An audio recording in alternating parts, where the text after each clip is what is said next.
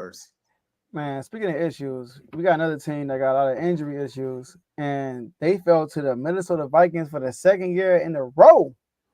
So the Vikings are 2-0. The 49ers are 1-1. But we want to know, are the Vikings for real? Are we talking good Vikings or just a bad Niners team? So for now, don't know how long this is gonna last. I'm still not sold.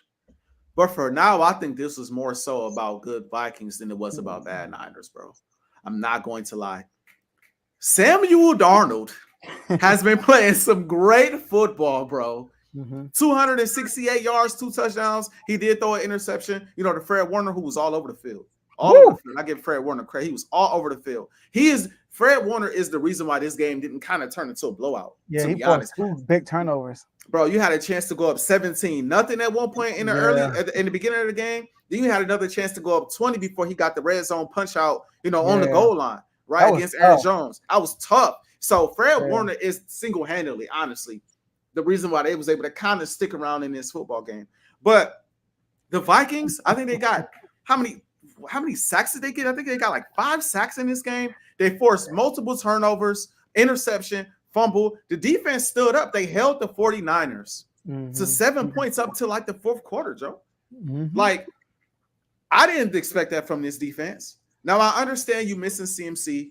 I understand sound like Debo not really 100%. And now Ayuk is rusty as it gets, bro. He's rusty. Rusty.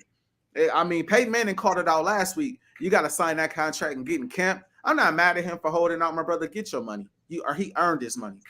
But it's taking him some time to get his footing, and that's clear. It is taking him some time to get his footing. It is. I give respect to the Vikings because they went out there, they made defensive play after defensive play. They made it really hard on Brock Purdy. They did an okay job in the running game. Madison still went for 100 yards, but they still got the next.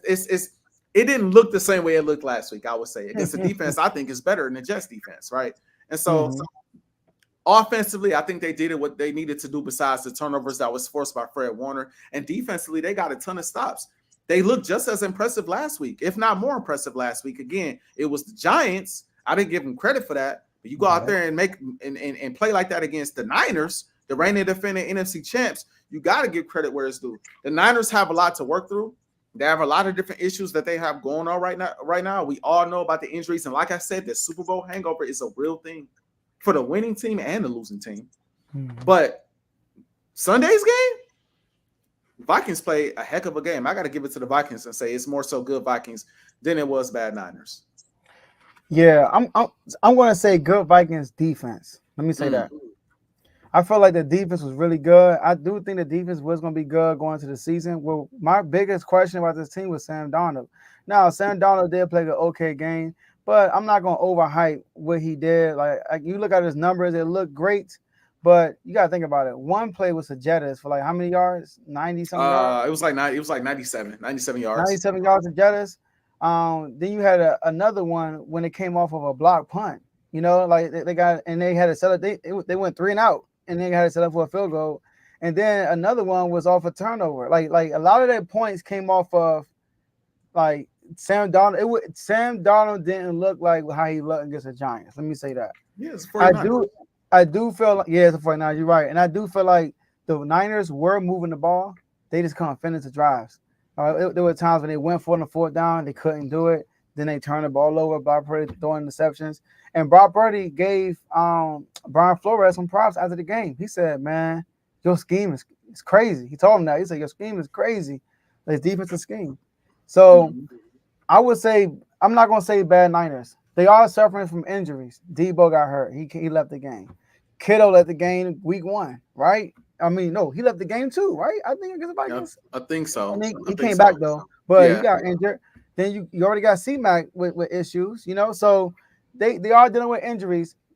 I know Mark said it on the R2L show. The good thing is they suffering these injuries now. They're getting them right now. That's good. But usually the 49ers, their issue is the quarterback. The quarterback is hurt. Jimmy G gets hurt or something like that, right? Brock Purdy is healthy, so they should be okay. Brandon Ayuk will get that rest off. So I think the 49ers are still good.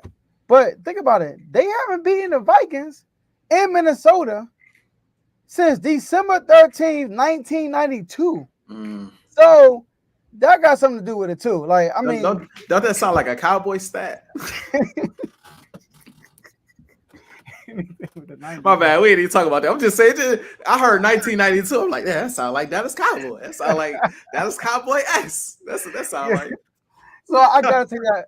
I gotta take that into consideration. Like, they haven't beaten this team in a long time, and even how good the Niners were last year, they lost to the same team, bro. Like, they lost it on Thursday Night Football. You know, so and Jettis was hurt. Jettis didn't even play that game. so I'm gonna say still a good Niners team and a good Vikings defense. I'm gonna say that. I give Sam Darnold a little more credit than you do, because at the end of the day, a receiver can be open, but we see guys miss people all day long. That's a really good pass to Jettis for that touchdown. Shout out to Jettis. Shout out to Jettis, by the way. Shout out to Jettis, by the way. Shout out to you too, Kev, if you still watching. And neighbors, other neighbors. Yeah, shout out to neighbors. Yes, shout out to neighbors. Well, them boys put up work put up numbers for me, man. Got me my dub. I needed it in fantasy. Yeah, right. Yep. Shout out Jamar Chase. Shout out Patrick Mahomes. All of y'all. Shout out all of y'all on that team over there. All of y'all deserve some credit for the win. And Hurts, who played a great game too. I just want to say, as far as fantasy, icing on the cake, man. He just ran it up on Kev. Just ran it up. But at the end of the day, Sam Darnold made those. You still got to go out there and make the play. You still got to go out there and make the pass. The defense is going to force some turnovers. The defense is going to make plays. Special team, block, punt. We understand that, but you still got to make the plays. You know what I mean? And so that's why I give him a little bit more credit. It's not too many guys that's going to go out there, throw two touchdowns and 268 on the Niners defense. It's not too many. Not too many. And so we see that this Niners defense suffocate quarterbacks, bro. Suffocate quarterback. At the very least, make things very complicated in their head. You know, hit them so much, turn them over so much, you know, confuse them, frustrate them, intimidate them so much, bro, that it's like when you finally see a quarterback break through and have a decent day, especially somebody like Sam Darnold, who you don't really expect this from. I'll give him credit. I do understand what you're saying, though. I mean, I ain't going, we're not giving grades out. I ain't like I would give him an A.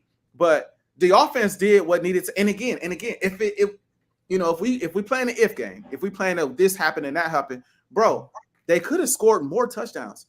Again, the Fred Warner interception was a great play. That was a great play, bro. He had two great plays. That was just a great play ball, all pro, probably the best linebacker in the game, right? And that fumble was incredible. I mean, the punch out at the goal line, like, that's another probably 7 points. That's 14 points you put on the board. 7 points. I mean, you're right. So I mean, that's why I give him credit, because I mean the defense made plays. Sam Darnold could have gotten his head after that, but he bounced back. And like you said, Jettis didn't finish the game. Jettis didn't even finish the game, and you still found a way to score enough points to walk away with the win. So I give him credit. Too. It was still close. It was still jostling for it. And on top of that, he was. This is a revenge game for him too. So I got you're right, like, because my expectations for him were very, very low, and he is exceeding expectations after week 2. So now I give him his props. We'll see how long it lasts. We'll see how long it lasts, bro. That's my only thing. We'll see. But for now, give credit where it's due. Give credit. Well, they got the Texans next. So yeah, I mean, hey, bro. One thing I love about the NFL this year, it's a lot of tough schedules. It is. It's a lot of tough. Some of everybody playing some of everybody, and teams that we didn't think would be that good are playing really well so far. So you never know. The parity in the NFL is pretty good. Besides the Chiefs being the Chiefs, it's a lot of parity in the NFL, and I love it. Yeah, man. We got the Bengals next week. Y'all got the Saints, and the Cowboys got the daggone Ravens. Like, it's so a heck of a week. Yeah, and pick them at the end. We're gonna run through it quick, but yes, sir. It'll be fun. Yes, sir. Let's quickly touch on this last quick topic.